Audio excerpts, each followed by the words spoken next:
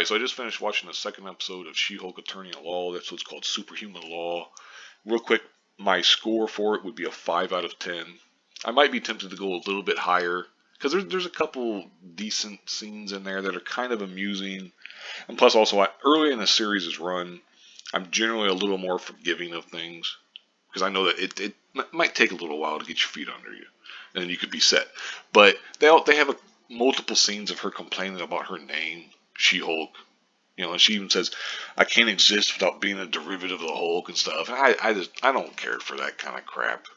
But anyway, basically the episode, it's only 30 minutes long, so it doesn't take much. Basically, Jen gets fired from her firm because the other team claims a mistrial. Because she saved the jurors, are going to be biased in her favor.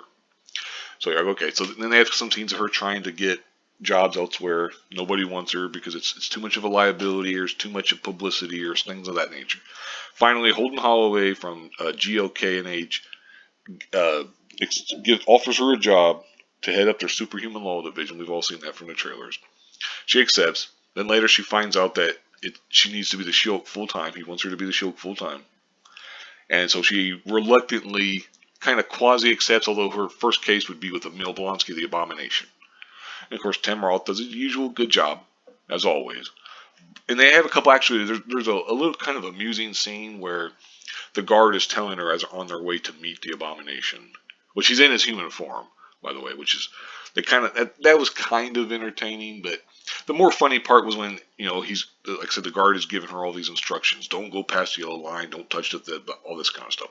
And she's like, is he going to serve me kava, or fava beans and then he cuts her off and says, "Man, this is a serious prison," and all this kind of stuff. That was kind of funny.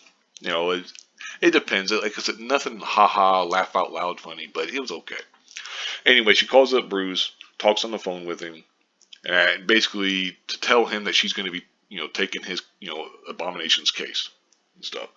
He's oh, I'm okay with it, blah blah blah. He did some stuff with a haiku, or haikus and all that kind of shit. It was what the Abomination been sending out people. He's changed. He's all this. We see Bruce on a ship, Suckeron ship, I believe that's how you pronounce it.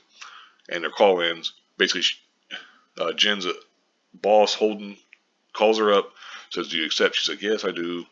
And she says, "I got 100% strategy to win this case, guaranteed." He's like, "Oh, good, turn on the news." And they see that there's been leaked footage of the Abomination in a fight club with Wong and all that kind of stuff.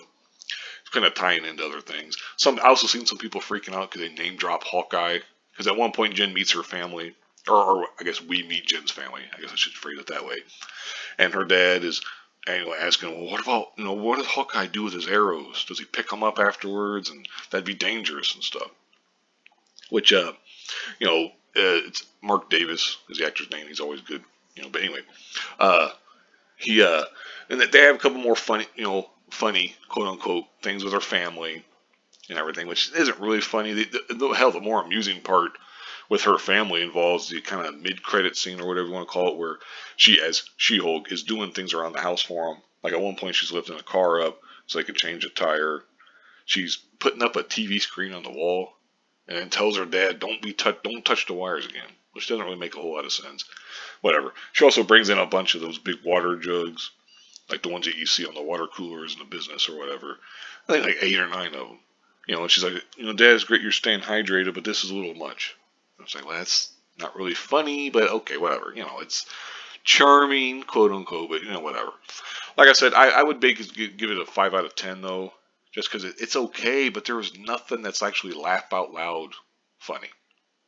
Like hell, one of the funnier parts in the episode is there after she had got the call from her boss to turn on the TV, and she does, and she sees the Abomination, fighting in the fight club, and she looks at the camera and she's like, "Oh crap."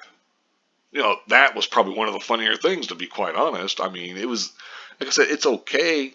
I want to be forgiving because it's only the second episode, but it's like there hasn't been like really anything funny. And I get it. It's not easy, but these are supposed to be comedy writers. It's supposed to be a comedy show. But anyway, whatever. I'll probably wrap this up here. There's not a whole lot else to talk about, really. I got the Wikipedia page up because I was looking at some of the stuff. I basically covered everything. Like I said, that Nikki was hired as her paralegal and everything. But it's just, it was okay. It was a fine episode. Nothing great, nothing outstanding. 5 out of 10. I mean, I'm sure other people are going to rate it higher. I can see people in the mainstream going gaga for it, and it's like, it's. I don't think it's terrible, but just this episode, this is not terrible. It's not great either, though. Anyway, I'll go ahead and wrap this up. Thank you very much for watching, and have a good one.